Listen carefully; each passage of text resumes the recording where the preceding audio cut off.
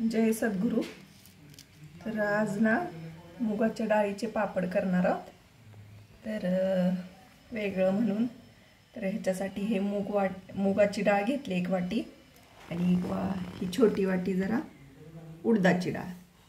तर आता हे मी गिरणीतनं दळून घेते। तर आता हे मिक्स करून आपण गिरणीतनं दळून घेऊया।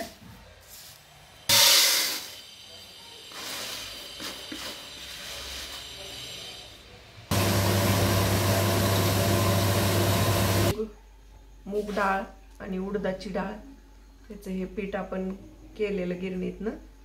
तर आता हे पीठ घेतलंय, त्याच्यासाठी हिरवी मिरची, लसूण आणि हा पापड मसाला दाखवणार आहे। तर आता हे मळून दाखवणारा मिरची, हिरवी मिरची आणि लसणाची पेस्ट घालायची।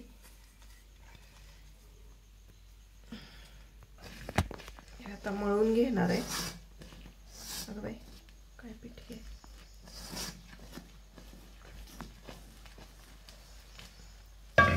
थोडं थोडं पाणी घालून आपलं मळून घ्यायचं।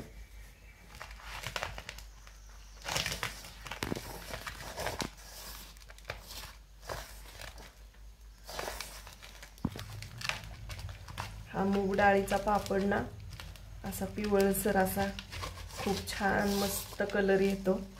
खायला तर एकदम उत्तम, लहान मुलांना, मोठ्या माणसांना, मुलांनाच असं काही नाही, खूप छान असं त्याची टेस्ट असते। तर तुम्ही थोडे घ्यायचे।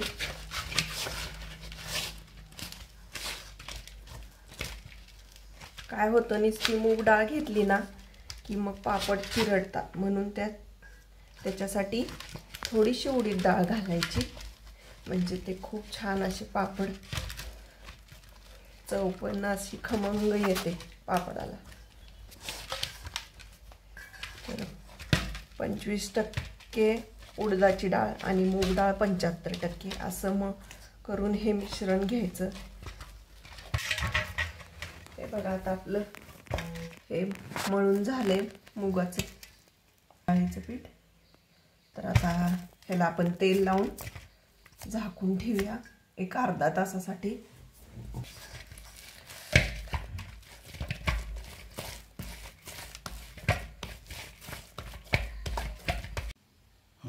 पीठ हे आता झाकून ठेवूया, तेल लावलेलं आहे। तर आता हे झाकून ठेवूया। घ्यायचे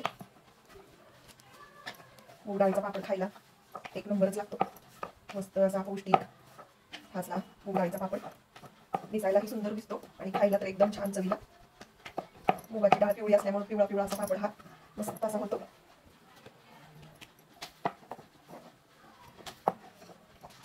हे बघा आता हे असे एक एक पापड आपलं लाटून घेते।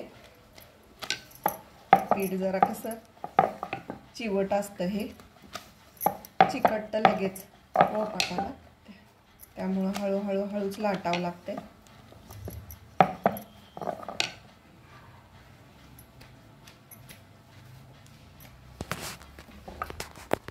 तर हे असे पापड मी आता लाटून घेतलेत सगळे, बघू शकताय।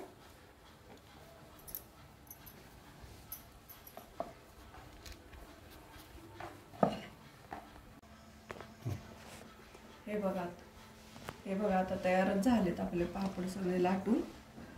तर हे मुगाचे पापड मस्तच असे मुगाचे पापड झाले, अगदी पिवळा कलर आलाय।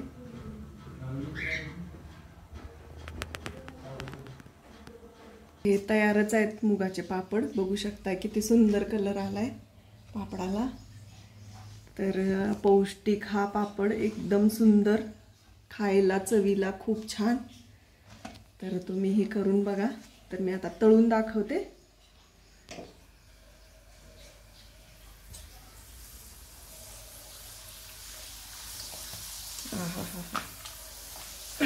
मस्तच असा हा पापड तेल चांगलं तापलंय. तर तळून दाखवते.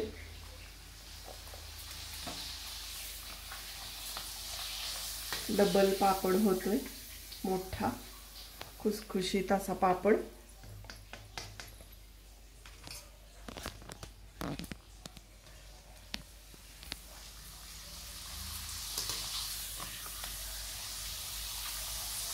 मस्तच असे पापड झाले. तर तुम्ही नक्की हे पापड करून बघा आणि कमेंटमध्ये कळवा.